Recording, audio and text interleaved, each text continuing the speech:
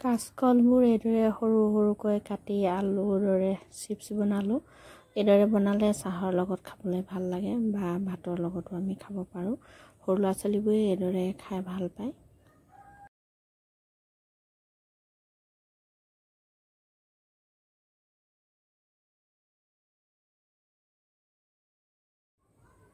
ভিডিঅ'টো শেষলৈকে চাব বুলি আশা কৰিলোঁ। লগতে ভাল লাগিলে লাইক কমেণ্ট কৰিব।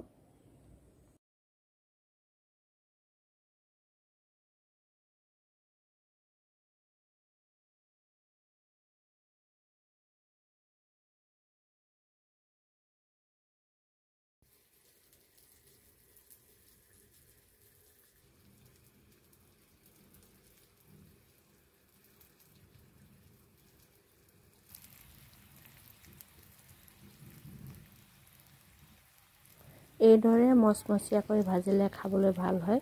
মই এটা আপোনালোকৰ আগত ভাঙি দেখুৱাইছোঁ। মাতটো শুনিলে গম পাব কিমান মচমচীয়া হৈছে। চুজিৰ পৰা আঙুলি পিঠা বনাইছিলোঁ, তাকে আপোনালোকৰ আগত আগবঢ়াইছোঁ। সৃজনী আদৰ্শ প্ৰাথমিক বিদ্যালয়ত বিহুৰ আদৰণি প্ৰদৰ্শনী দিবৰ বাবে ৰাতিপুৱা লৰালৰিকৈ বনালোঁ।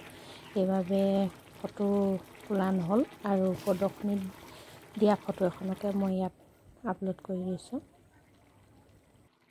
চুজিখিনি প্ৰথমতে মই কুহুমীয়া পানী দি আটাৰ দৰে লাডু কৰি ল'লোঁ আৰু তাৰপিছত আমি সৰু সৰুকৈ আঙুলিৰ দৰে বনাই গ'লোঁ আৰু পিছত তাজা গাখীৰ দি গৰম আৰু তাত তাজা গাখীৰ বা গৰু গাখীৰো দিব পাৰে আৰু এইখিনি উতলাই অলপ ডাঠ কৰি দিব লাগে।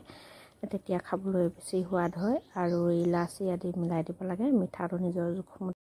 পিঠাখিনি উতলি থাকোঁতে নিজৰ সোৱাদ অনুযায়ী গুড় বা চেনি দিব পাৰে। গুড় দিলে ধুনীয়া হয় ৰং।